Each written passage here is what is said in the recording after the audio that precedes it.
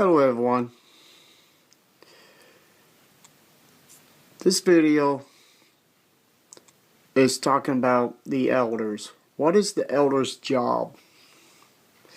In John 21:17, feed my little sheep. So, when a person becomes an elder, does he obey all laws by God and do what the Bible tells him to do and treat people with respect and love, compassion? How does the elders of Jehovah's Witnesses, how they view people, the discipline and the things they have to learn when they become an elder? I'd like to share a talk about elders, and then we will go from there. Congregation may not be, and I could go on and on because there are too many of them.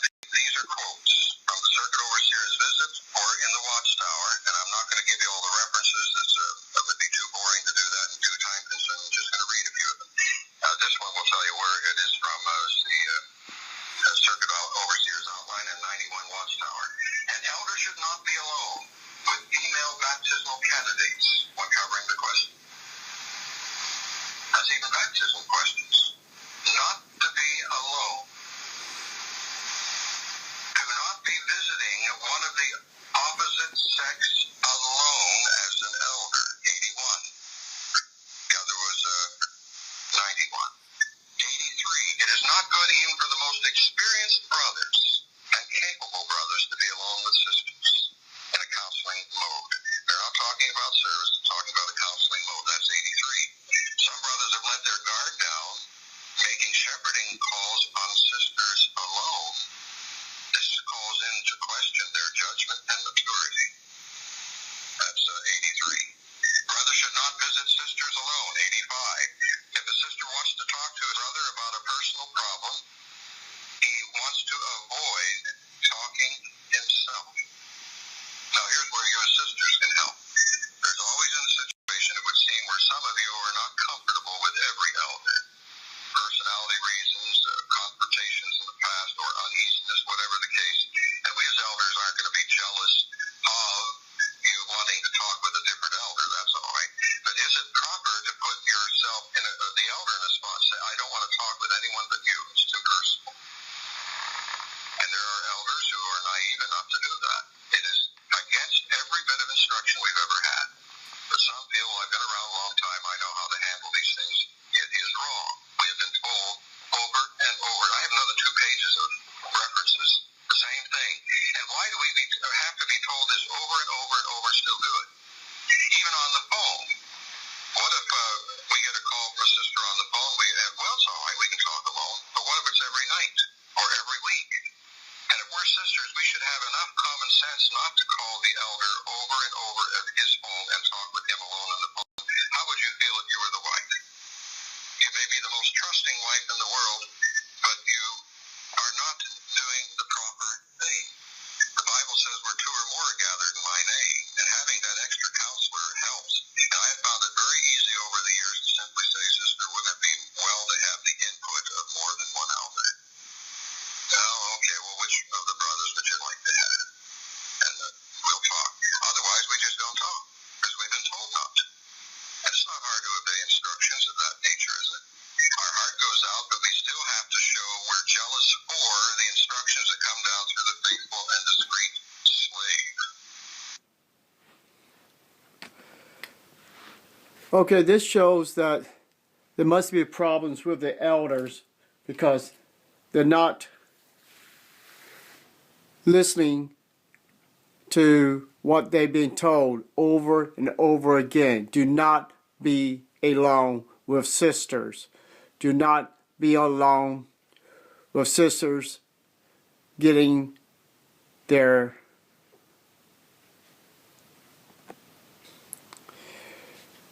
questions and answers to be baptized. So the thing is, why is elders breaking God's law, or the governing body's law, or the faith of discreet law? These men took a position to help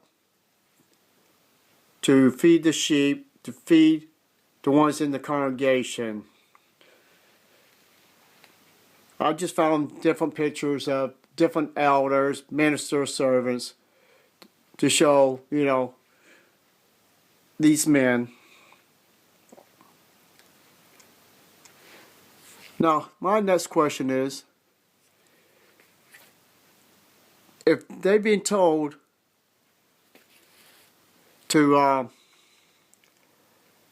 don't be alone with sisters, what about children?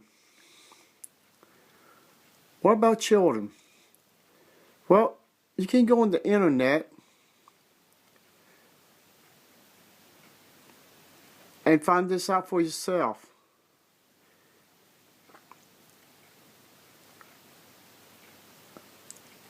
Jehovah's Witnesses.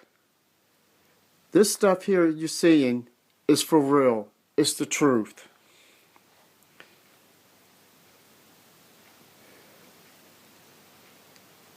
If your elders was following the governing body, why is there so much child molesting in the kingdom halls worldwide?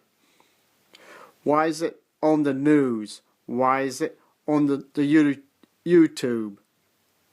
Now remember, this is God's organization,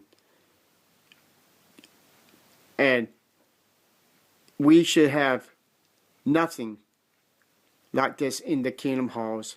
There should be, everybody should be happy, should be able to trust each other. Why in the world child molesting is in Jehovah's Witnesses congregations? It's on the news.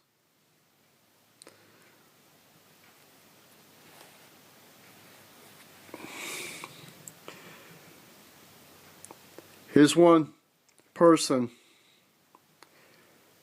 is child molesting. What religion he is in? Jehovah's Witnesses.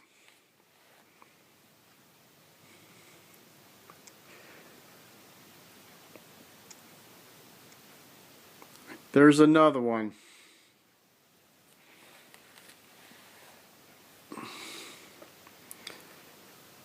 Jehovah's Witness.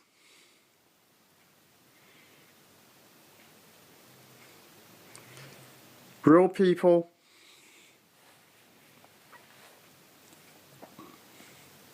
Same person. Molested. Suspect arrested. If you're not a Jehovah's Witness, if you're just learning the truth about the truth, this is showing how Jehovah's Witnesses hide these men. This guy here could be going to your door, luring or bringing you into their cult, their religion, so he could have his eyes on your kids, your young girls. This guy is dangerous. They caught this guy. He's serving time. See, all these people I'm showing is child molesting. He was molesting kids 5, 9, 11 years old. And this was 1981. This guy has been molesting children in congregations.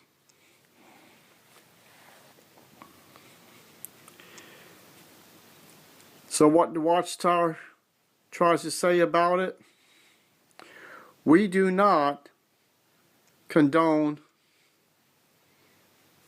or protect child molesters. Well, that is a lie, because there was a brother or a Jehovah's Witness called Bethel and told him that there was an incident about a guy and a child. They wanted it to be stay in the congregation, not to go to the police, to anyone. If anyone goes beyond the elders or the governing body, will be disfellowship. And they could, if it's a child that went to the police because no one believed her or him that he was molested by one of the elders, he would be disfellowship, and his parents would shun him or her because this guy molested them, raped them, and by the policy of 2 or more witnesses at the scene of the crime, this guy would get off scot-free by the elders, by the Watchtower.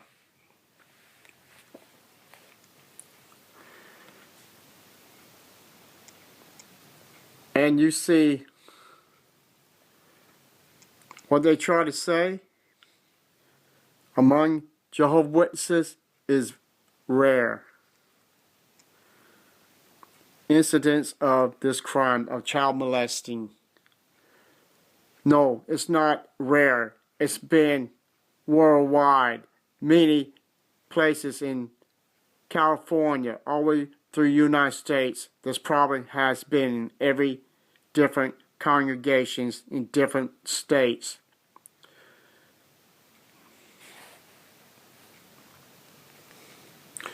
Going back to these men, and here's another one.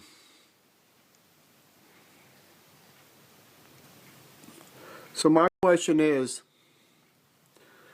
when the Bible says, feed my little sheep, that can be talking about the little ones, boys and girls.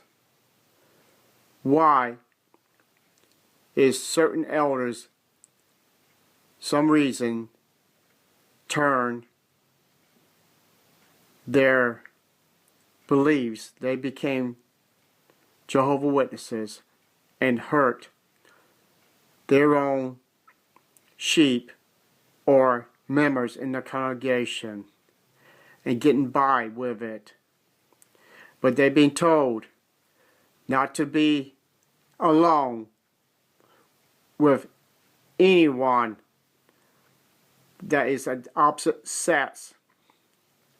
So that means they're not obeying God's law. They're obeying the Watchtower law. The Watchtower is letting these men hurt and damage every single young person, boy or girl, and these men got to be stopped. And so this video is to help you to see the truth about these men. They are dangerous, and the Watchtower is dangerous. Thank you and have a nice day.